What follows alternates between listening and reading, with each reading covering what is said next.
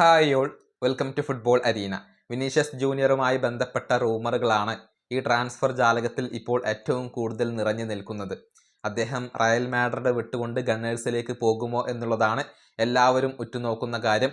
ഇതുമായി ബന്ധപ്പെട്ടുകൊണ്ടുള്ള ഒന്ന് രണ്ട് അപ്ഡേറ്റുകൾ നമുക്ക് ലഭിച്ചിട്ടുണ്ട്. അത് നമുക്കൊന്ന് പരിശോധിക്കാം.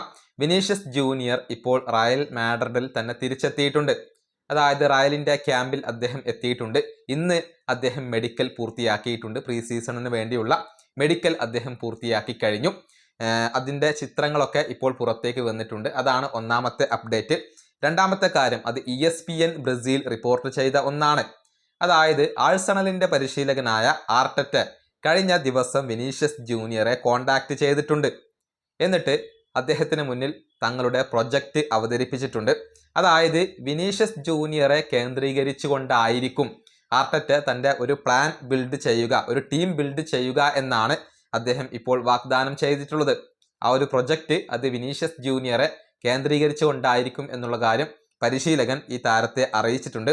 നിലവിൽ റയൽ മാഡ്രിഡിൽ കിലിയൻ എംബപ്പയെ കേന്ദ്രീകരിച്ചുകൊണ്ടാണ് പ്രൊജക്റ്റ് ഉള്ളത്. എന്നാൽ ഗണ്ണേഴ്സിൽ അങ്ങനെ ആവില്ല. വിനീഷ്യസ് ജൂനിയർക്കായിരിക്കും ഏറ്റവും കൂടുതൽ പ്രാധാന്യം ലഭിക്കുക എന്നുള്ള ഒരു ഉറപ്പ് പരിശീലകൻ നൽകി എന്നാണ് ESPN ബ്രസീൽ റിപ്പോർട്ട് ചെയ്തിട്ടുള്ളത്.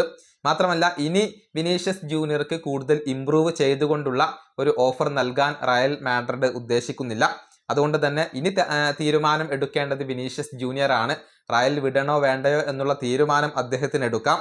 വിനീഷ്യസ് ജൂനിയറെ നിലനിർത്തണം എന്ന് തന്നെയാണ് റയലിൻ്റെ ആഗ്രഹം. പക്ഷേ അദ്ദേഹം ക്ലബ്ബ് വിടാൻ ആഗ്രഹിക്കുന്നുണ്ടെങ്കിൽ റയൽ മാഡ്രിഡ് ഒരിക്കലും അതിന് തടസ്സം നിൽക്കില്ല എന്നുകൂടി റിപ്പോർട്ടുകൾ ചൂണ്ടിക്കാണിക്കുന്നു. ഈ വീഡിയോ അവസാനിപ്പിക്കുന്നു. അടുത്തൊരു വീണ്ടും കാണാം.